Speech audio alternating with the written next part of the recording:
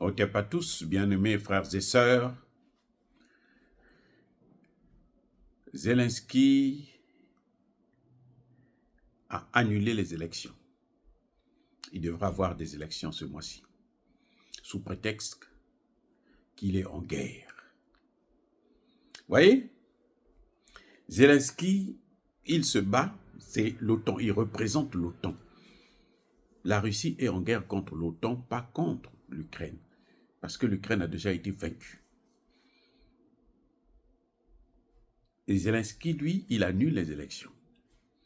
Et les mêmes otaniens, ils demandent au Mali d'organiser les élections. Ils demandent au Burkina Faso d'organiser les élections. Ils demandent au Niger d'organiser les élections.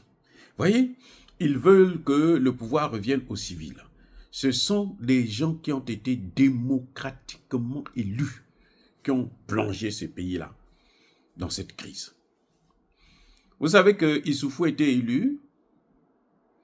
Savez-vous que Bazoum aussi était élu? Et puis pas avec des petits scores, hein, des grands scores. Voilà ce qu'ils ont fait. Amani Toumani Touré était élu. Ibeka était élu. Résultat de course. Un pays occupé à 80%. Et maintenant, il y a quand même des hommes politiques stupides qui n'ont encore rien compris de leur vie, qui pensent qu'ils vont passer tout leur temps à faire la fête avec le sang de leurs compatriotes et qui viennent s'asseoir, qui disent il faut des élections.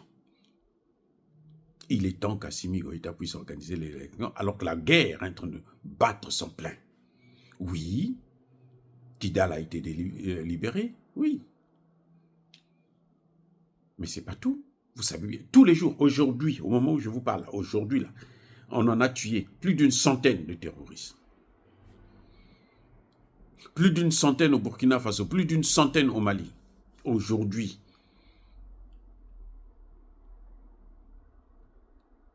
Nous sommes le 4 avril. Plus d'une centaine. Et vous demandez à un pays comme ça d'organiser les élections. Mais il faut être un homme politique qui n'a pas de cerveau. Même si on veut faire plaisir à son maître, Emmanuel Macron ou Joe Biden, mais si on a un cerveau, on va se dire, ah papa, essaie d'attendre un peu, s'il te plaît. Attends un peu que ça se calme. Parce que les militaires là ne sont pas venus pour organiser des élections. Ils sont venus pour régler le problème de sécurité et maintenant installer un nouveau régime normal, qu'il soit militaire ou civil. Ça, ce n'est pas notre problème. Il n'y a aucune constitution sérieuse qui peut interdire aux militaires de ne pas postuler à l'élection présidentielle. Ils ont les mêmes droits. Ça veut dire quoi? Oui. Avec Zelensky, tout le monde est tolérant. Les mêmes, l'ONU là, ils sont tolérants. Donc, M. Assimi Goïta, M. Traoré, M. Tchani, ne vous occupez pas de ces voyous de l'Occident et leurs valets locaux qui pensent qu'il est temps d'organiser les élections. Non, vous n'organisez pas les élections tant que le terrorisme n'est pas vaincu totalement. Ceux qui ont amené ça, ils se connaissent. Ce sont bien les Occidentaux, accompagnés, aidés, assistés par leurs valets africains, les larbins.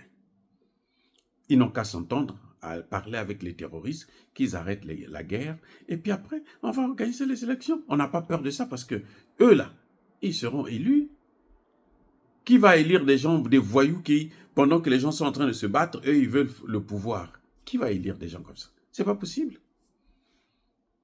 Donc, Zelensky, déjà, sa cote de popularité est en train de dégringoler. Il était, il y a quelques mois seulement, à 82% comment dirais-je, de vote favorable, des gens qui appréciaient son action. Aujourd'hui, il est à 60%. Il a perdu plus de 20%. Et il est obligé, il a tellement perdu des hommes qu'il est obligé de mobiliser. On est passé de 27 ans à 25 ans. On va chercher les gens dans les maisons, dans les villages et tout, pendant ce temps, les enfants des ministres et autres font la fête en Allemagne, en France, aux États-Unis et autres. Vous voyez, c'est exactement ce qu'ils font avec nos dirigeants en Afrique. C'est-à-dire les dirigeants qui servent leur cause, qui mènent des guerres par proxy, comme les gens comme les Kagame et autres, eh bien, ces gens-là, ils peuvent organiser des... Vous voyez, Kagame, il va postuler pour un 5e mandat, je crois, au 4e ou 5e mandat. C'est pas, ça ne gêne personne. D'ailleurs, on n'en parle même pas. Même les médias, ils n'en parlent pas. Quand ils en parlent, c'est mal. Alors, hein? Donc, que Zelensky organise les élections. La Russie est en guerre contre l'OTAN, elle a organisé les élections. Zelensky peut aussi organiser les élections. Parce qu'il sait qu'il va être battu, puisque les Ukrainiens sont en train de comprendre, de plus en plus les Ukrainiens sont en train de comprendre que l'Ukraine s'est fait avoir par l'OTAN. Et l'Ukraine va tout perdre. Parce que ce qui est en train de se passer là, ce n'est pas du gâteau. Ce ne sera pas facile que l'Ukraine puisse se dessiner de la même façon qu'avant 2022. La Russie ne cédera pas les territoires qu'elle a occupés. C'est à l'Ukraine de négocier le plus rapidement possible avant que Odessa ne tombe. Parce que si Odessa tombe, l'Ukraine n'aura plus jamais Odessa. Et historiquement parlant, la Russie est dans ses droits. Voilà ce qui est en train de se passer. Le 2 poids, 2 mesures de l'Occident en matière d'élections. On pense que les élections, c'est une fin à tout. Les élections, ils s'ingèrent toujours à travers les élections. Ça ne se passera plus comme ça, c'est fini. Dire cela, c'est inciter à la haine ou à la violence, non. J'encourage le président Traoré, Assimi Goïta et Tchani de continuer à mener la lutte contre le terrorisme comme ils sont en train de le faire, d'oublier les élections.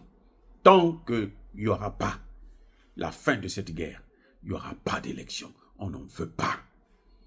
Personne en Afrique ne veut des élections dans ces conditions. Soyez bénis, abondamment bénis par le Dieu des Kémites et par nos ancêtres angélisés. Mais que tous ceux qui persécutent le continent africain, le pillent et le déstabilisent, qu'ils soient noirs, blancs, chinois, arabes, juifs, indiens ou qui qu'ils soient punis, maudits, foudroyés, neutralisés, écrasés, effacés par le Dieu des Kémites et par nos ancêtres angélisés. Vive l'Afrique éternelle, je dis et j'assume.